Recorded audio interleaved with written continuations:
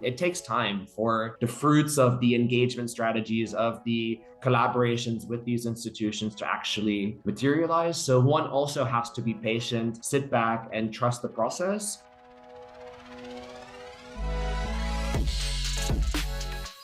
Hello, and welcome to the Partnerships podcast series by UIN. I'm Sarah Jabber, Director at UIN, and your host for today.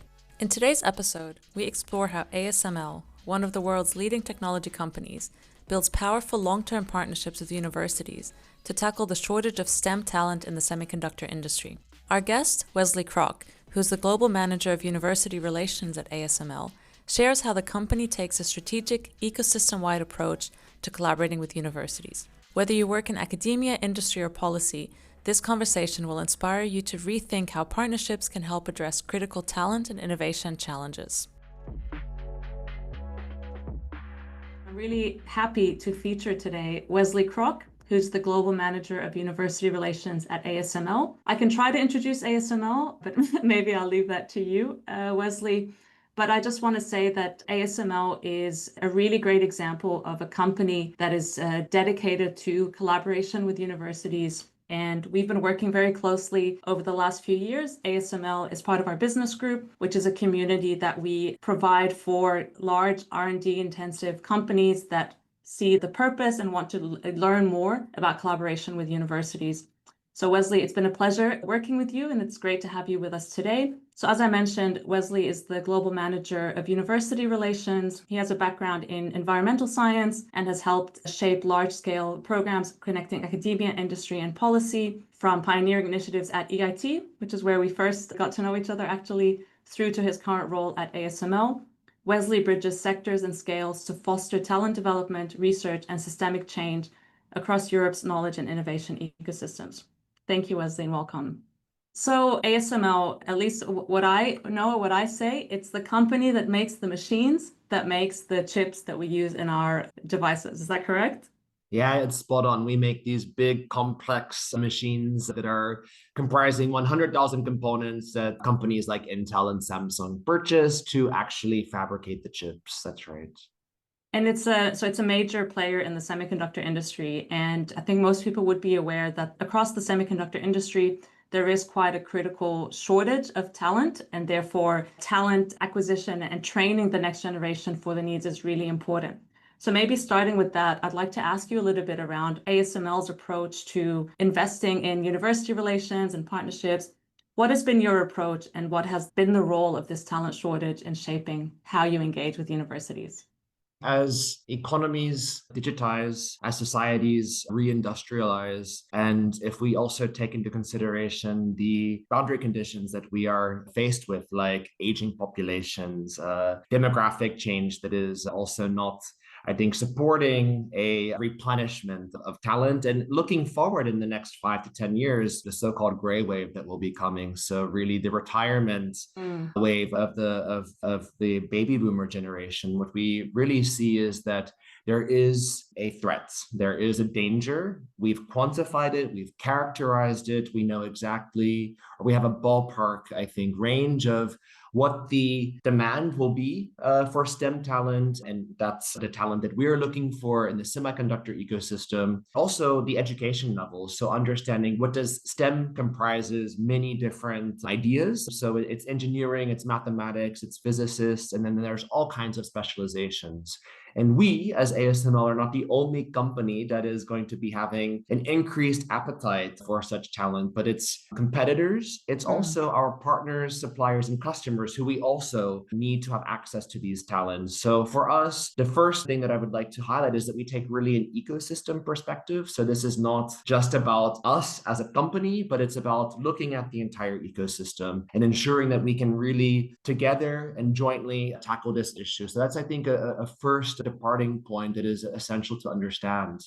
For us internally at ASML, it's really been imperative, if we want real systemic change to happen and not a box of tricks, but really having it embedded in our DNA, is to ensure that we are good at telling our senior leaders and articulating to them the threats of this particular STEM talent issue. So this has been one of the first steps, is doing our internal work and ensuring that senior leaders understand this issue. And then it involves making decisions. There are more than 4,000 universities in Europe, and we can't engage with every university. So it's also important that we have some kind of framework or some kind of evidence-based methodology in place to help us determine with whom we should engage, but also ensuring that we can really have some kind of mutually beneficial arrangement in place. So we need to ensure that all parties are then benefiting ultimately in the end. Yeah, thank you. Interesting what you said as well, the use of the word threat.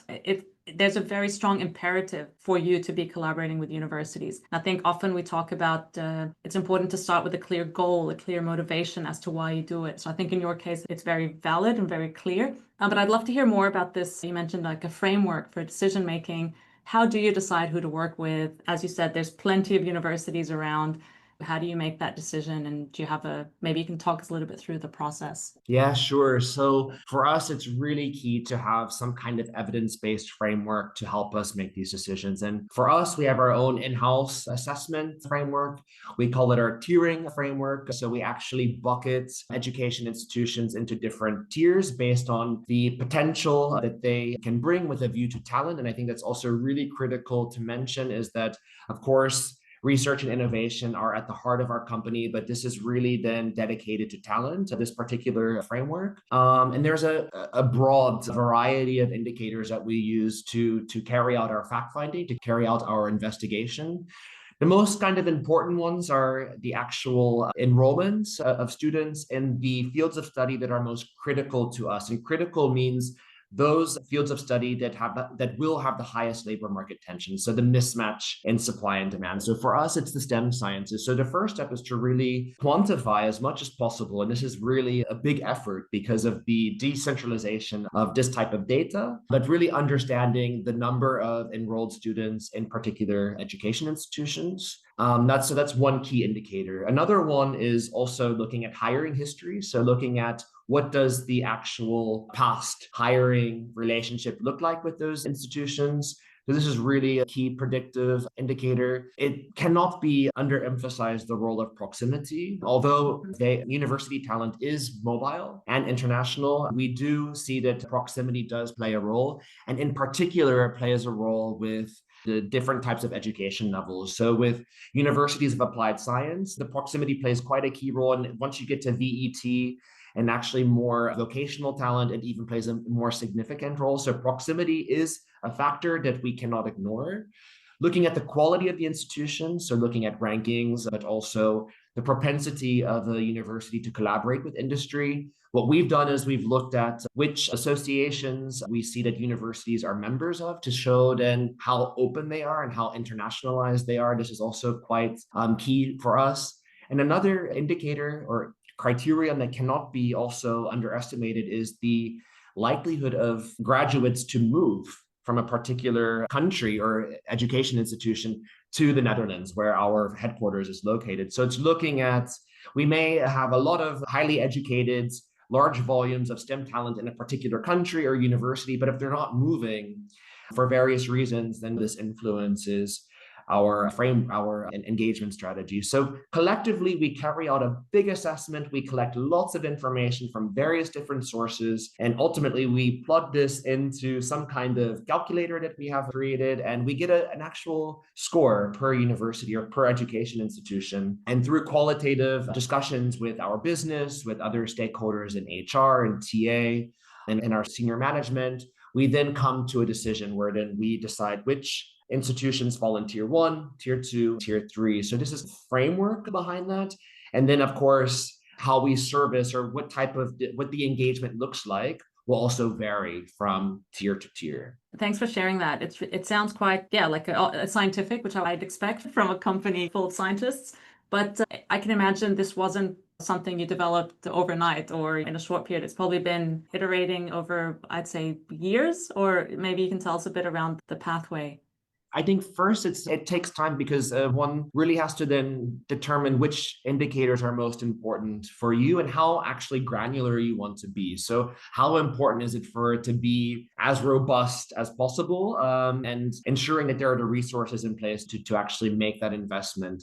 But I would say that already, if a company or an organization doesn't have a university relations strategy or even function in place, I think already asking these right questions is already a starting point. So already questioning with whom do we engage, what is important for us is already a first step. But yeah, I can say that it takes years and we're constantly reevaluating the tiering framework. So what we use to evaluate so that we're getting better. And I think also what's really important is we shouldn't carry this out every year. It takes time for the fruits of the engagement strategies, of the collaborations with these institutions to actually materialize. So one also has to be patient, sit back and trust the process. And then at a certain moment in time, then decide to change directions or continue the same path. And this would be more so for, I would assume, like proactive outreach to universities to then identify which to approach, or is it also if you get requests coming in, you then use it to assess? Yeah, it's a good question. So for us, tier one are those universities that are really the highest impact. Also, those with whom we realize that there's really a mutual desire to partner. And based on this, we invest proactive resources. So we are proactively engaging. It's really one-on-one intense account management where we are aiming for a meaningful, genuine partnership where we meet quarterly, for example, with the account managers appointed in those organizations. Usually we have access directly to the senior most academic and administrative leaders in those organizations, so really rector and presidents, but also we identify in a dedicated way, what are our shared goals? Where is the overlap? Because this is really the heart of the partnership, is where these overlapping objectives are. And ensuring that we then not only stop there, not that we only identify that, but then we also breathe life, give life to this partnership. That means co-creating initiatives, co-creating programs, doing things together to actually bring the people in our business together with the academic leaders in the education institutions. And I think that's one important thing I would really like to highlight is that I can have my institutional account manager, but they are not actually sitting in the faculties. By co-creating these programs and initiatives together, that then is the impetus to then mobilize and bring the subject matter experts then together. Yeah, exactly. I'd love to hear maybe a little bit more around what does this mean in practice. So you talked about how we maybe with the tier one, the ones that you really have this partnership with, what you potentially would do together versus what are some examples of activities with other types of organizations, maybe where you're collaborating to a lesser extent. With tier one, it's more proactive, but it's also reactive. So requests that we get on guest lecturing, etc., where we are happy then to provide the input for that. And for the tier two and tier three, it is also employer branding. So we have a big employer branding department, and it's really digital advertisements. It's supporting student associations in those universities, participating in the recruitment fairs, having campus promoters on site to answer questions to any students that they may have about ASML and what it's like to work at ASML. And it's really responding to requests with tier two and tier three. They know who to contact in ASML. They know that it's, for example, it's me, and they know, hey, I am having a course in electrical engineering on power electronics, and we would love to have a 45-minute guest lecture on this topic. Can you send me someone on this date, this time, virtual, face-to-face? And it's just responding to these types of requests. But it also ranges from guest lecturing to, I think, actually more impactful activities like curriculum advising. Usually now we really see industrial advisory boards taking off. So it's then on request, sitting and responding and articulating what exactly our needs are, but also then having a discussion and dialogue about what that actually means. So there's really a variety, we call it our collaborative package. There's really a variety of different activities that we offer to our partner universities. Do you want to be a part of a global community where universities, businesses, and public organizations come together to solve the world's biggest challenges? At UIIN, we equip our members with the skills, tools, and strategies they need to create impactful partnerships that drive real-world change. Whether it's upskilling your team, strengthening your institution's partnership efforts, or becoming more entrepreneurial, UIIN empowers you with the knowledge and support you need.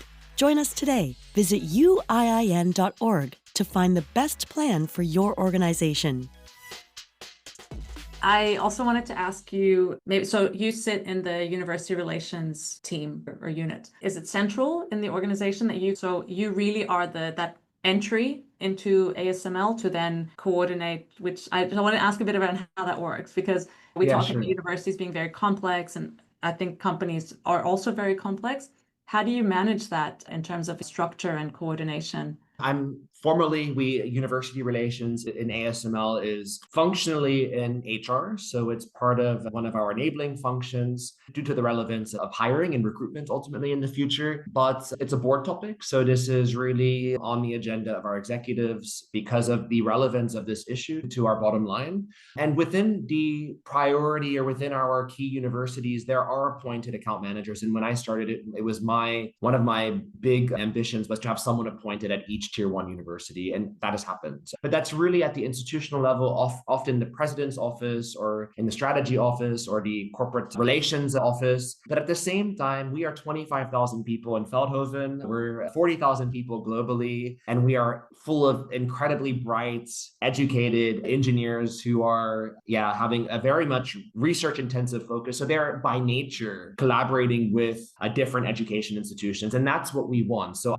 we want this organic collaboration to take place. No gatekeeper here, but if someone does have a question, they can come to me, and they do know to come to me. But we also at the same time have many different teams in research and development and engineering, but across all of our departments, having it as part of their daily work to engage with universities. Really interesting. To build on that a little bit, you talked about, actually, we often talk about timescales. Industry moves a bit faster than universities, and sometimes partnerships it's hard to plan a bit longer term. But I know, for example, you have a long-standing partnership with the Technical University of Eindhoven, which I think earlier this year or late last year got renewed for another several years. Can you tell us a bit around that? How does that work in terms of that longer term planning, or building the relationship to the point that you are confident to say, okay, for the next few years, this is what we're going to be doing and how we're going to work together? Things take time, even with companies, especially when it comes to these types of strategic partnerships, because of the complex nature of the agreement. So it doesn't happen overnight. And this is actually what happened with TU Eindhoven. And it's been in the works for decades, but they're in our backyard. They're really 8 kilometers from our headquarters. And I think that, again, this is where proximity really plays a key. We can easily go within 20 minutes and be sitting in a meeting room with our partners at TU Eindhoven. I think what's really important, what we've learned, and I think that this has been also very helpful for all of our regional sites, is that the partnership should also be, at least for us, driven by the business. So usually talent is not the driver to concluding or initiating really a strategic agreement between us and an education institution. And this is also the case with TU Eindhoven. So the agreement that we concluded last April, so this 10-year, 80 million euro partnership agreement with TU Eindhoven, this is really driven by research. And then we are then attaching and connecting to, this priority in the agreement from the talent and education perspective. But I think it's important just to acknowledge that by having research involved, having education involved, we are really tackling the two main missions of a university. And I think that's also what makes especially the TU Eindhoven agreement so meaningfully symbiotic. Maybe that I can connect that to a question that just came through from the audience around, we're talking a lot about talent, but you just mentioned with the TU Eindhoven that is also that research element. Do you have anything to add about the research side? Is that more maybe for the tier one, larger scale collaborations, or is it a priority? What we find is that, so our assessment, our tiering framework is really talent driven, but we work very closely with research. So usually even when there's strategic visits at a university, it's research and education going together. So we really do try to tackle this hand in hand. But the approach to research is a bit different, at least within our organization. But the universities that we collaborate with are more or less the same as those that are in our tiering assessment. So it's TU Eindhoven, TU Delft, Twente, Arkenal. So it's really the usual suspects that you could expect. Yeah. I wanted to ask a bit around impact. It's always a big topic. As you mentioned, you've invested a lot in this space. You have several staff working on university relations. You have a few end goals in mind. How do you track the impact or the outcomes of what you're doing and to then determine how to pivot or keep going? Yeah, I think I can answer this maybe with two different answers. The first one is looking, I guess it's not impact, but it's looking at the actual results. So having very clear performance indicators already in place. So you have these objectives. What is it that we ultimately want to achieve? And we need to be able to quantify it. So for us, I can give an example with we look at internships, we look at the number of students that enroll in our talent engagement program. So we have the scholarship program where we award 40 scholarships every year. We have a masterclass for PhD students that is an centrally driven event that we organize also every year. So it's looking to see then are the enrollments and selection of students from those universities increasing, also looking and seeing within which fields of study or within which faculties they are coming from. So that's one thing that we are looking at. Ultimately, an impact indicator is hires in the end. So what does the conversion actually look like for those particular universities? So really looking at these data sets and refreshing these data sets every year. So we have scorecards per university. We share them with the university and we discuss them really openly. And it's the results over the past 5 years on these particular indicators. Another impact area would be the kind of the more systemic work that we do together. And I can give the example with Project Beethoven. It's this Dutch strategy to essentially attract, educate, and graduate more STEM talent specifically for the semiconductor ecosystem. And because of the partnership that we have with TU Eindhoven and the other key universities involved, we were able really to help to shape this initiative and ensure that it was really industry at the heart of it. And this would not have been possible had we not already established those strong relations with those universities. So it's also broader, more systemic results in the end. That's great to hear, and to see the kind of that impact going out beyond just the one-to-one partnerships maybe that you're working on, because you said earlier about that ecosystem approach and seeing the benefits follow through on to other players. Maybe to kind of build on that a little bit, I'm just conscious we have a few minutes left together to go back to what you said at the start around that this talent shortage, it's very much driving the approach. There is this, go back to the word you use, this threat, and it's probably not going away anytime soon. How do you see maybe the future of partnerships, especially from your perspective, from ASML's perspective, evolving over the next, let's say, I don't know, 10 years, 15 years or so? Does it have to increase? Is it fine the way it is? What are your views on how it's going to develop? I see two key changes that are already starting to happen, but that need to become really more systematic. The first one, and we already see it evolving with universities and education institutions, is what is their role? Is it really just to educate young people? Do they have a role to play in professional education, in inspiring young people to participate in STEM, in the gender and inclusion discussion around mobilizing 50% of the population, for example, to participate in STEM? So I see that we need to then, in a more comprehensive way, looking at different talent levers besides just graduates in their 20s. I think we need to then really see what is the role of a university or of an education institution. That's one thing. And I think the second thing is we really need to consider and emphasize the role of policy. And I think that we see it with Project Beethoven. I was just in Brussels yesterday at the European Commission, and I learned that the Pact for Skills, or the Skills Union, now DG Employment is now merging with DG AAC on this particular topic. And this is exactly what we need. We need labor market-driven education to guide how we are ensuring that graduates are fit for purpose, but also that our societies are obtaining and having access to the brains and the people power that they need. Exactly. So universities, education institutions, companies, government, uniting. We need to unite around this threat and around finding really the objectives that we agree on together. Great, thank you.